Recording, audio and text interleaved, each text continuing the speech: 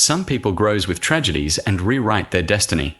In a small town surrounded by quiet green hills, there lived a boy named Faris. He went to the local school, just an ordinary boy like everyone else, playing with friends, listening to birds sing, watching clouds drift across the sky. That was his little world. But there was one thing Faris really struggled with: studying. He could never focus. No matter how hard he tried, he just couldn't understand his lessons. His mind would jump from one thought to another like a restless bird. If he started reading or doing any other important work, he would soon get distracted by games or something else. If he tried to study, he would think about his phone or friends. Faris' father often told him, "Son, your mind is like a wild horse. If you do not control it, it will take you in the wrong direction. Discipline your mind and it will take you anywhere you want to go." But Faris never took it seriously. His classmates often laughed at his mistakes, and that made him feel even worse. Slowly, Faris began to lose confidence in himself. One afternoon after school had ended, Mr. Luca, the philosophy teacher, was still sitting alone in the classroom. Faris walked up to him slowly, feeling unsure. In a soft voice, he said, "Sir, I want to talk to you about something." Mr. Luca looked up and smiled. "Of course, Faris, come sit down. What is it?" Faris hesitated for a moment, then said quietly, "Sir, I am really bad at studying. I can't remember anything. I cannot focus either. Honestly, I feel hopeless. Could you please give me some advice?" Mr. Luca smiled gently. "You know what, Faris? You're not the only one. Many students feel the same way. But if you truly want to improve, you can. I will teach you 6 simple but powerful lessons that can change the way you learn. First lesson, calm your mind." Mr. Luca handed Faris a glass bottle filled with muddy water. "What do you see here?" he asked. Faris replied, "Dirty water, sir." "All right," Mr. Luca said. "Let's leave it for a while and watch what happens." After about an hour, the dirt had settled at the bottom and the water became clear. "What about now?" he asked. Faris looked surprised. "The water is clear now, sir." "Exactly," said Mr. Luca. "Our mind is just like this. When it is full of stress, fear, or too many thoughts, we can't think clearly. So before you start studying, close your eyes for 5 minutes and focus on your breathing. It will calm your mind and help you learn better." Second lesson, focus on the present. Mr. Luca placed a lit candle on the table. "Look at this flame," he said softly. "Try to keep your focus. Focus only on it. Don't let your thoughts wander." At first, Faris could not do it. His mind kept drifting, thinking about his friends, exams, failures. But slowly, Faris's attention stayed only on the flame. "See," Mr. Luca said. "The past is over and the future has not come yet. All we have is this present moment. So when you study and your mind drifts away, gently bring it back. Practice this every day." Third lesson, try to understand, not just memorize. Mr. Luca gave Faris a sponge and a rock. Then he poured water on both. The sponge absorbed the water. The rock didn't. Some students just memorize. They are like the rock, he explained. But those who understand, imagine, and learn through examples, they are like the sponge. They absorb knowledge and remember it. So always try to understand, not just memorize. Fourth lesson, break learning into small parts. Mr. Luca handed Faris a large wooden block. "Try to break this," he said. Faris tried hard but couldn't. Then the teacher cut it into smaller pieces. This time, Faris could break them easily. "You see," said Mr. Luca, "you cannot learn big topics all at once. Break them into smaller parts. Study a little each day, take short breaks, and then continue. It will keep you fresh and help you learn faster." Fifth lesson, practice regularly. Mr. Luca planted seeds in 2 pots. He watered one every day, but left the other dry after a few days. One pot had a small plant growing, while the other stayed barren. "If you give a little time every day to your studies," he said, "you'll see results. But if you study one day and skip the next 3, it won't help. Even 20 minutes a day makes a difference.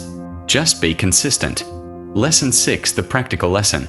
Mr. Luca smiled and gave Faris a small glass of water, saying, "Hold this glass and don't spill a single drop while walking around my garden." It seemed simple, but as Faris walked, birds chirped, leaves rustled, and other children laughed nearby. Every time he looked around, water spilled.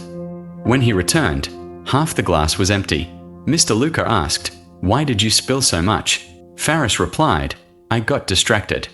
Mr. Luca said, "This glass is like your goal and the water is your focus. The distractions around you are like the noise of the world. If you do not discipline your mind to stay fixed on your purpose, you will lose everything before you know it." Faris finally understood. From that day, he started small, waking up at the same time daily, limiting his phone use and giving his full attention to whatever he did. He practiced meditation for a few minutes each morning to train his mind to be calm and steady. At first, it was difficult. His mind still wandered, but he kept pulling it back to the task at hand. Days turned into weeks, and slowly Faris felt a change. His memory improved. His grades went up. Over the next few weeks, Faris followed every tip Mr. Luca gave him. At first, there wasn't much change, but slowly things began to shift. He could sit longer. He could focus better. He began to understand what he studied. Life does not knock before changing everything. Faris was only 9 years old when his mother began to grow weak. At first, they thought it was exhaustion from working too hard. But soon, the truth came like a storm that destroys without mercy. Cancer. The hospital became their second home. Faris spent nights watching machines beat beside his mother. He held her shaking hand as she whispered with fading strength, "Be strong, my son. One day, your strength will protect others." And then, one morning, she did not wake again. The silence in the house that day was heavier than anything Faris had ever known. Leaving school, entering the world too early. After the funeral, Faris's father changed. A man once full of jokes became a shadow, quiet, slow, and drowning in sadness. Bills piled up like mountains. Food became a struggle, and the teachers asked Faris to return to school, but the boy looked at his father's tired face and made a decision. He dropped out, not because he didn't love school, but because life demanded that he become a man years too early. He took his mother's last words and wore them like armor, the first taste of hard work. When others studied at night, he delivered goods in the market. When others slept peacefully, he stayed awake listening to his father cough in the next room. His hands became calloused. His back hurt often. But every night, he whispered to himself, "If I don't do it, who will?" Facing the world alone. Even though he lived with his father, many battles he fought alone. There were days when he skipped meals so his father could eat. Days when he walked for hours because he had no money for transport. Days when people shouted at him, insulted him, used him, underpaid him. But he never gave up. Life tested him over and over. He tried selling water in the streets. He tried cleaning cars in the scorching sun. He tried carrying cement, even when his young body shook from exhaustion. He tried barbering, learning with trembling hands. Every job taught him something. Not about money, but about survival, courage, and responsibility. His father's breaking point. One evening, Faris came home to find his father on the floor, collapsed from stress and hunger. Faris dropped everything and ran to him, screaming, "Abba! Abba! Stay with me!" At the hospital, the doctor said the words Faris feared. "If you keep carrying everything alone, you will break too." Faris cried silently that night, clutching his father's hand the way he once held his mother's. He feel tired now and think to have some advices from well-known monk in their neighbor. The monk understood that the boy had faced huge struggle more than his capability and tried to teach him with real practical advice than a simple talk and take two, plant them, one on good soil and the other on stone rock, and landed side by side. And the monk ordered him to look carefully every day what happens to these seed. One fell into soft soil. It sprouted quickly and grew tall with ease. The other, it fell into a crack in a rock. At first, nothing happened. But slowly, patiently, it pushed its roots deeper. Rain after rain, year after year, it kept growing, even when no one could see it, until one day the rock split open, and from that crack, a strong tree emerged. It grew even stronger first, one strong enough to survive winds and storms, because a calm sea never made a skilled sailor. And fast growth doesn't always mean strong roots. Real growth takes time, and deep roots can break even the hardest stone. Now seeing these two seeds, Faris understand the working principle of life. A turning point of strength also, he remembered his mother's last words, "Be strong, my son." And so, he got up again. He saved every coin he could. He took 2 small jobs instead of 1. He learned a new skill fixing electronics. Slowly, day by day, their life started to soften. Years later, Faris opened a small repair shop made of metal sheets and hope.